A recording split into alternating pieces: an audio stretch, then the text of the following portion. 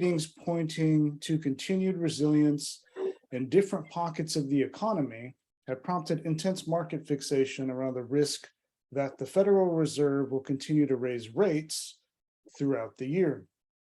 Now, honestly, I have no idea what that's saying, but we'll jump back to that sentence here in a bit. So good morning, fellow Toastmasters and guests. Today, we're going to be talking about weasel words. I'll explain what they are. I'll give examples of what they are. But first, we're going to start off with the definition of a weasel. And I'm not talking about the animal. I'm talking about a deceitful or treacherous person. An example, he was a double-crossing weasel. Now, ironically, the history of the term weasel words comes up in the form of weasels that suck eggs and only leave the useless husk of a shell behind. Much like if you were to use weasel words in a sentence, you leave only a husk of a sentence behind. You suck the meat out of the sentence. Now, in a 2009 study of Wikipedia, they came up with 3 main categories for weasel words. Number 1, numerically vague expressions. Examples being, some experts, studies show, evidence suggests, doctors recommend, etc., etc. I'm sure you've heard it many times. You might have even used it yourself. Number 2, passive voice. These weasels like to avoid responsibility. They don't like to disclose authority or appoint it in any way or fashion. An example would be, it is said. The money was donated to the school. We don't know what money. We don't know whose money. We don't even know how much money. The vase got broken during the fight. There's no responsibility there. We have no idea who exactly broke the vase. We were given tickets. By who? In what method did you receive the tickets? Now, not everything about passive voice is nefarious.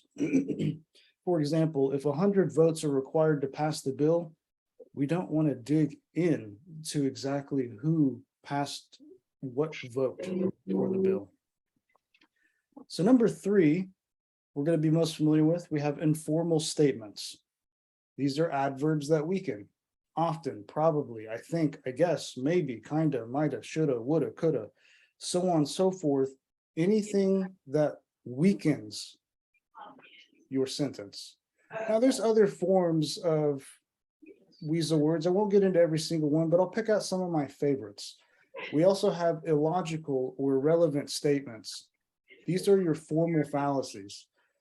So if A is true, then B is true.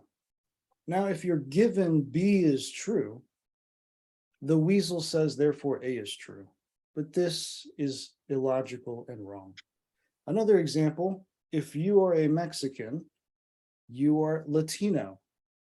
Given you are Latino, the weasel again says, you are Mexican, but that is not necessarily true. Now, that doesn't sound nefarious yet, but here's another example. Some of your key evidence is missing, incomplete, or even faked. That proves I am right. It's an illogical jump to a conclusion that doesn't make any logical sense. Now, it doesn't even have to be said. A celebrity or an influencer showcasing a product that doesn't really have anything to do with that person is another example. A football player advertising Wheaties when they themselves don't use it to achieve their goals. Any person that consumes this form of advertisement might think, hey, this influencer does XYZ. If I just buy this product, I'll end up with 3 million followers as well. It's deliberately nefarious. Now, and another example would be vague use of euphemisms. If I throw enough of jargon and buzzwords at you, I'm going to sound like I'm the smart one. It can also be very confusing when people just throw in, let's circle back to our next touch point to operationalize these directionally correct industry standard methods. And you have no idea what they're talking about because it almost has a double meaning. Speaking of double meaning, we have double speaking. When you say one thing, it means something else. here's an example from Wikipedia. Even today, which by the way is a weasel word, when and a citation needed for that. So even today, the Great. United States Central Intelligence Agency refers to systematic torture as enhanced interrogation techniques. You have enhanced interrogation techniques, but really we mean torture. Double speaking. Now, one of my favorite forms of weasel words Yellow. is false authority. It has been decided. By who? The gods? The shadow council? We have no idea. The experts said. Who are these experts? Authorities said. What authorities? And my personal favorite, mistakes were made. What mistakes? Whose mistakes? Are you accusing me or are you trying to apologize? It's ambiguous and can be nefarious. Now let's put some of these together. It stands to reason that most people will be better off after this speech. Let's break it down. It stands to reason. That's false authority. On what reason does it stand? It also implies that anybody opposing this stance is just simply unreasonable. It's sneaky and nefarious. We also have, it stands to reason that most people, similar to false authority, we have false unanimity. Am I speaking for the townspeople? Am I speaking for 3 people in a room and maybe it's just 2 out of 3 and we're calling that most people? It's ambiguous. We don't know. It's also Right. numerically vague. And jumping back to our news piece from the very beginning, data readings pointing to continued resilience in different pockets of the economy, blah, blah, blah, blah, blah. Data readings pointing is numerically vague. We don't know how much data. We don't even know what the data is.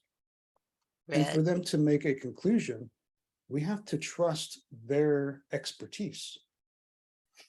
Now, the list of weasel words goes on, and I implore you all to take a dive sometime. If you're like me and abuse weasel words, we can get better together, but it helps me point it out when somebody uses it against me. I can ask them to clarify the statement. So that's what a weasel says. Thank you, Mr. Toastmaster. Thank you very much, Matt. It was a wonderful speech.